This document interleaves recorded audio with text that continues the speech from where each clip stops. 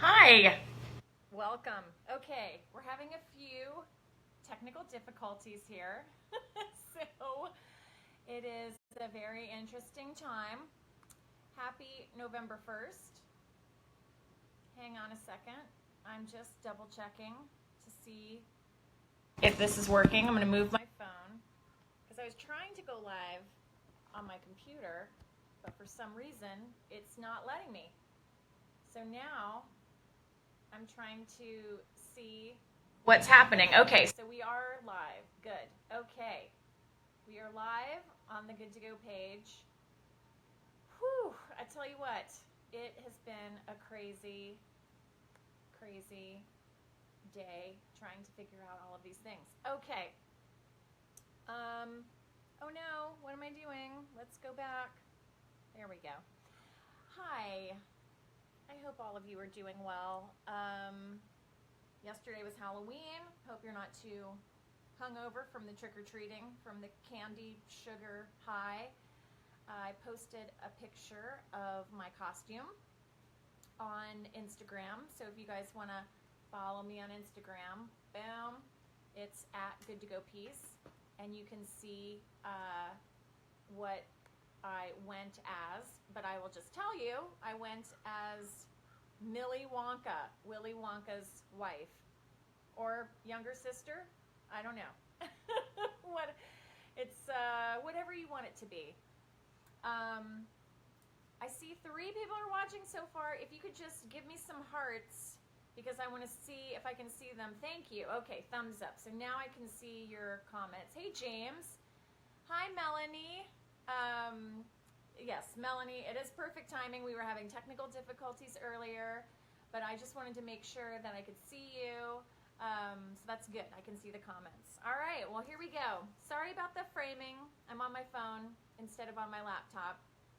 But we were talking about Halloween, so I hope all of you had a great Halloween. And I went around a neighborhood in Valencia, which is about an hour outside of Los Angeles, with my friend in the suburbs.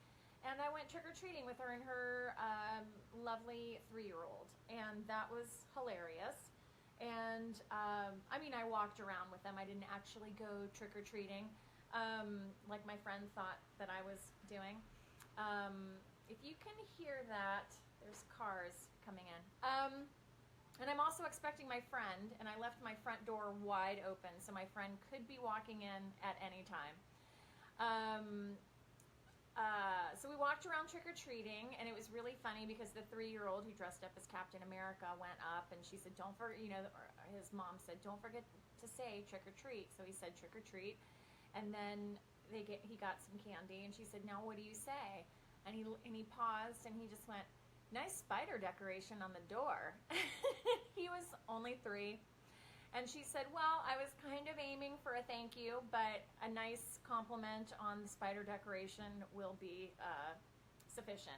And so we walked around, and then we went back to her place and then sat outside and passed out candy and got to see everybody's costumes, and that was really fun. I think my favorite was a candy princess. It was just this little girl. She had like rainbow hair, which of course I love, anything rainbow. I'm wearing kind of a rainbowy ensemble. And different colored lollipops stuck to her everywhere, and then like glitter rainbow sparkly tutu. And I said, what are you dressed as, a rainbow princess? And she was like, no, candy princess. Get it right, lady. So sorry, I keep looking over to see beverages. We had a few beverages. We had some hot chocolate, and I can neither confirm nor deny if there was some vanilla flavored vodka involved in the hot chocolates. And then we had some vanilla marshmallows. So it was kind of a vanilla boozy hot chocolate night. And we were having a great time, and then we came in and read all about the tragedy in New York, which is just heartbreaking. And obviously want to send out all our love and condolences to everybody who was involved in that. And again, it just goes to show you that none of us are guaranteed a tomorrow. And you just never know when your time is up, and it's so terrible. And you just have to live your life. You know, you can't let them win. You know, more love is needed always. And I saw some interviews with some of the people who were joining the Halloween parade in New York, and that it still went on in spite of the tragedy. And they were all just saying, you know what, we're just going to love our friends. We're going to celebrate life. And that's what we're going to do, you know, celebrate the fact that we're living and that we love, and that's kind of all you can do right now. You feel so helpless, you know, it's crazy.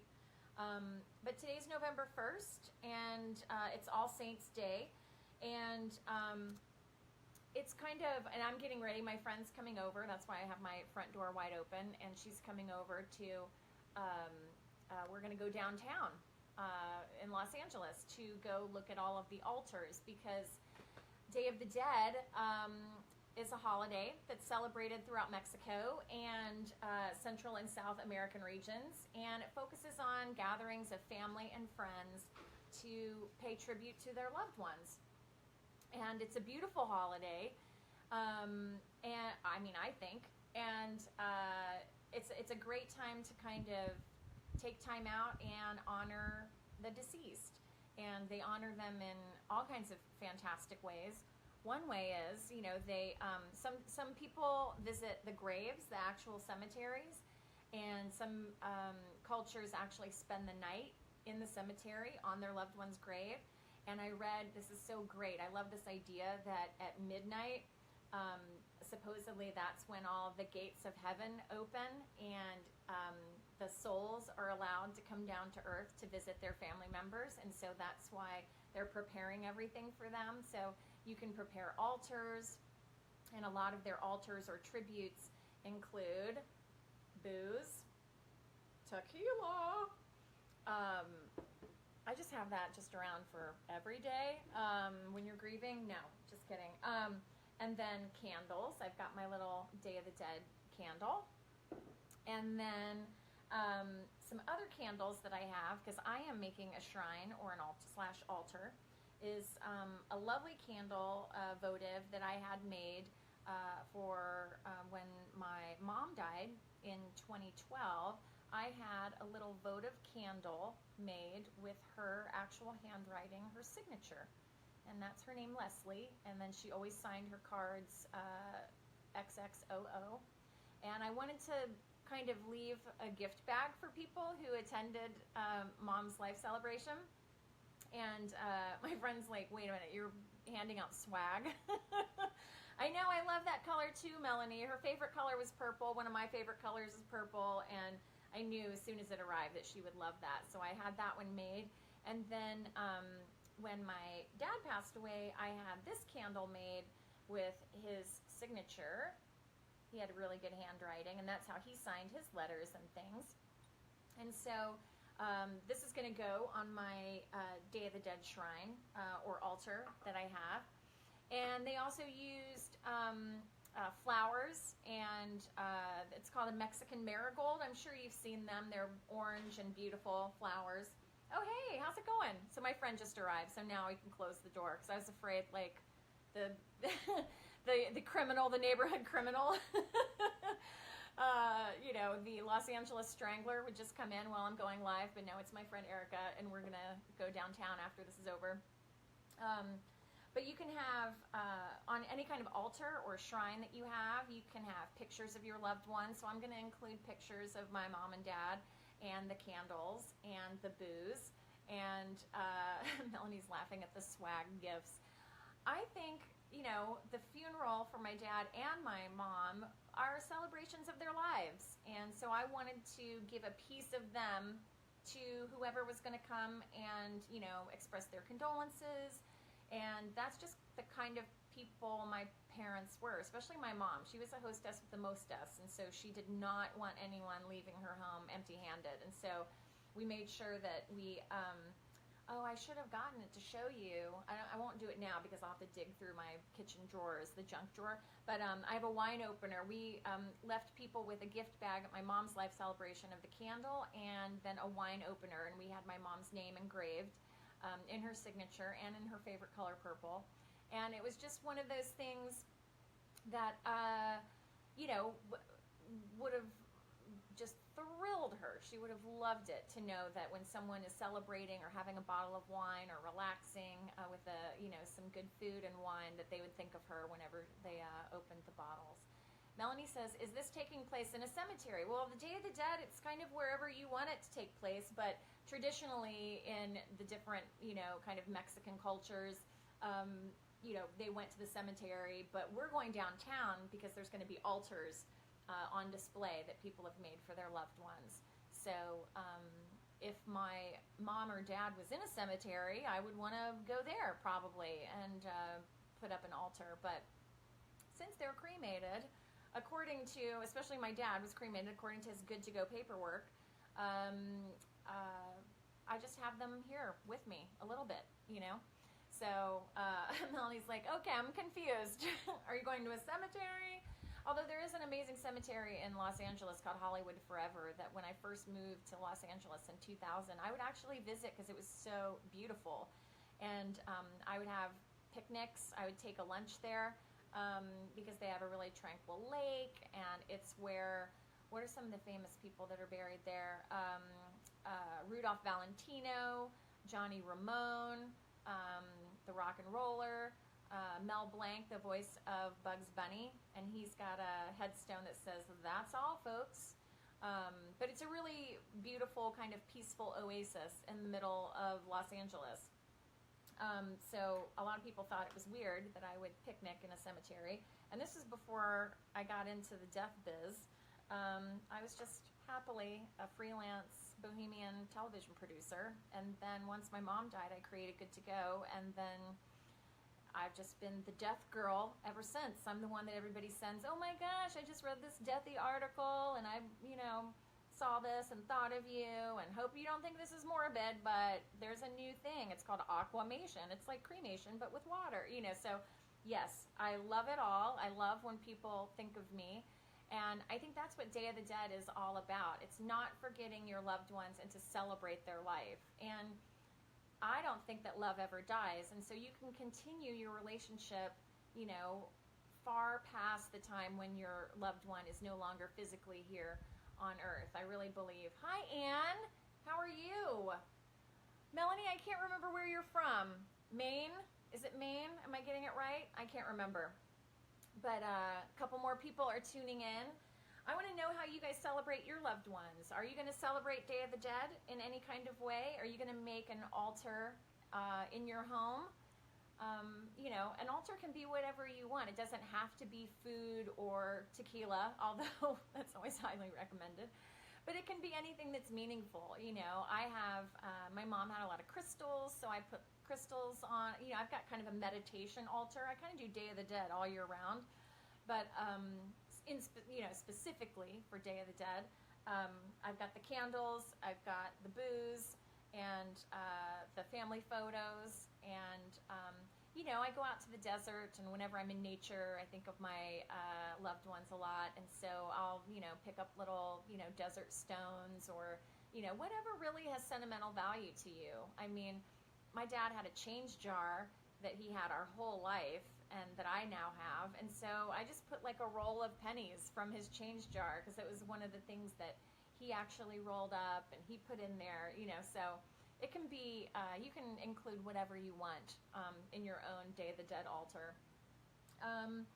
Sometimes I was reading about the Day of the Dead earlier, and when they do leave food at the altar for their loved ones, the idea is that the loved ones come down and take the nourishment out of the food for them, and so the loved ones will then eat the food, but they believe that there's no nutritional value because they were giving that up to their loved ones. So that's kind of an interesting thing. But I went downtown to see the altars for the first time shortly after my mom died. I think it was November 2012, so it's just a few months, I believe, or it might have been a year afterwards. I don't know. It's kind of all a blur when somebody you love passes away, and then you've got all the death duties. And so but I do remember going down for the first time to see all the altars, and I didn't make the connection. It's like, okay, it's called Day of the Dead, but I thought, oh, it'll be like a Mexican holiday, like Mexican Halloween. So I went down there, and then it's so moving and beautiful to see the tributes that, people, put so much time and effort to and love. And, you see the departed loved ones' pictures, and I started getting really emotional, and I thought, wait a minute, this was supposed to be kind of like a fun, goofy LA thing, that we were going to do together. And now I'm just like, weeping in the corner. But, grief gets you whenever, you have no control over it. But I found it surprisingly emotional. I think I'll be a little more equipped this time because I'll kind of know what to expect. And I want to stop by and get some flowers to, kind of pay tribute to the people that took their time and so lovingly built shrines to their loved ones. What else is happening here? Where are you from? Let's see. Oh, before I forget, I wanted to talk about next, because the time is almost up. So I wanted to talk about next week, next Wednesday. I'm going to have my lovely friend Pickle. She is a drag queen, and she is going to be here. We haven't decided if we're going to do it here at my kitchen table, or if I'm going to go there, or if we might do it from some exciting place that's to be named later. But Pickle is joining us for an actually somewhat serious topic, which is just advanced planning for the LGBTQ community, because it's so important. So if you know anybody in the community that wants to talk about advanced planning, or if you guys have any questions, definitely think about it. Email me, let me know. And Melanie says, why not do it from the Starbucks parking lot? That is a possibility. I wish I would have thought of that today, because then I could have done it on my laptop instead of my phone. But you never know. We might shake it up. I would have loved to have done it, done today's from downtown live from some of the altars and stuff. But I wasn't sure if they had Wi-Fi, so I thought best to do it from my kitchen, and then we'll check it out. But stay tuned next week for that. And that's it, really. I just want to thank you guys for tuning in and wondering if you guys are going to be celebrating your Day of the Dead, or if you're just too griefy to even bother and you're just celebrating in your mind. That's okay too, because I know that you can feel like you're wearing that heavy suit of grief afterwards, and even, putting eye makeup on is just too much. Although I put on a little bit today, that's okay. But yeah, so happy Halloween, happy 1st of November. It's a new beginning, new start, as is every day. But November 1st, I always like the first of the month, because it feels like, okay, it's the passage of time, new slate. What do you want for the month? Put out your intention. I'm kind of girding my loins for the holiday season. I don't know if you guys are. I kind of don't want the holiday season to come because it is so kind of loaded with memories and things to do. And, do you want to go out and celebrate with people or other families? Because then that just reminds me of not having my family. I don't know. It's just one of those things where you just got to figure it out and see how you feel. And it's okay if you kind of cancel at the last minute too. I told my friends, when I was in the thick of grief and I would make plans, I said, look, give me permission to cancel at the last minute. Like, in theory, I would love to see you, go out to eat, whatever, go to a movie. But then actually when the time came around, it just felt like too much. And so I canceled, and a lot of friends got mad at me, and of course, they didn't understand, what people are going through. Anne says the holidays are tough. I know, and Anne, it's going to be tough for you this year too, and your sister and your family. But we're going to get through it, and that's the thing. You get through it. I don't know how. You don't have to know how, but you just do. And there's a lot of crying, a lot of Irish coffees, and a lot of hugs, and we're going to face it. But yeah, as soon as, I went to bed last night after Halloween, I was just thinking, okay, it's November now, and here's the cavalcade of, grief, of, griefy holidays coming up. Thanksgiving and then Christmas and then New Year's and all of that stuff. But man, holidays are rough. But of course we're going to talk about that on upcoming Facebook Lives, and I want to know what you guys do to help you kind of get through it. Do you just go underground, or do you just put a good face on it and just like, no, everything's fine, and then you just keep it going? I don't know. Anyway, hope all of you are doing well. Follow me on Instagram and Twitter, even though I rarely tweet, but it's at Good to Go Peace. And I posted a picture of my Willy Wonka trick-or-treat costume. And I like to post a bunch of personal stuff on the Instagram account, not so much so on the Facebook page, but, you know, we're bringing all of the social media together. So anyway, thanks you guys for tuning in, and take care of yourselves, and I will see you next week. And email me if you have any questions or about advanced planning or any of the Good to Go paperwork or what's included in the departure file, because I would love to share the love with you guys. So take care, and I'll talk to you soon. Bye.